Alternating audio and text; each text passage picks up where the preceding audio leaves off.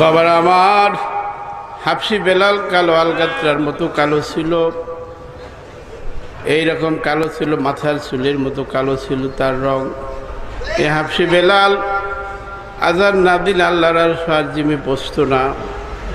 এই বেলাল এত আশিক ছিল, দয়াল নবীর পাগল ছিল। বাবার আমার সেই হাফসি বেলালের মতো আশিক হইয়া পাগল হইয়া হাফসি বেলাল যখন দয়াল নবীকে হারায় ফেলাইল, পর্দা হয়ে গেল রসুল, বেলাল পাগল হইয়া বনে বনে ঘুরে আর কাঁদে, বলে হায় রে, আমি সম্বল কম্বল সবই আমি হারায় ফেলাইছি, আমার আর কিছু নাই রে, আমার আর কিছু নাই। লোকেরা বলে, আরে কিসের সম্বল কম্বল হারাইছে, তোমাকে আমরা ব্যবস্থা করে দেব। বলে, আরে এই কম্বল না রে, যে কম্বল আর দুনিয়ার সমস্ত বিক্রি করলে আর দিতে পারবা না, যে কম্বল আমার নবী রহমতুল লিল আলামিন। বাবার আমার সেই মহব্বত, রসুলের মহব্বতের নাম হলো ইমান। যার যতটুক বেশি মহব্বত তার ইমানও ততটুক বেশি।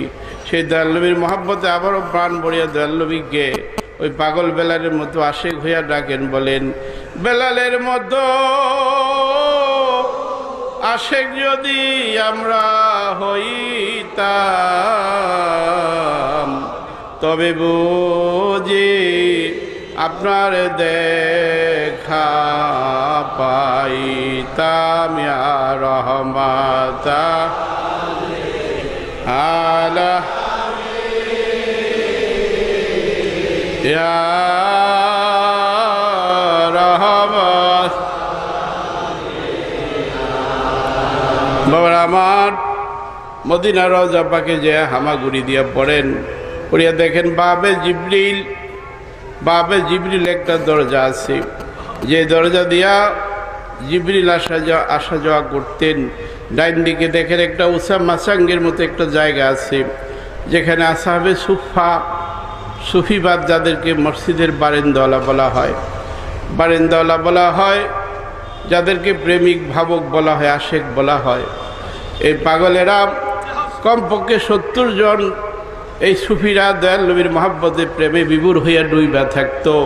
সুফিদের খেয়ালই ছিল রসুলকে দর্শন, রসুলের চেহারা মোবারক দর্শন করা, দেখা। দয়াল নবী অনেক সময় বিদায় দিলে কান দিয়া ঘুরিয়া ঘুরিয়া আবারও ফিরে আসিয়া রসুল বলতে, এই তোমাদেরকে তো বিদায় দিয়ে দিছি।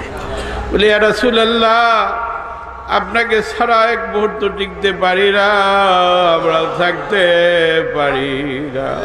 তাই বাবারা, এই সুফিবাদটা আসছে সেই সুফা, আহলে সুফাত থেকে, আসহাবে সুফাত।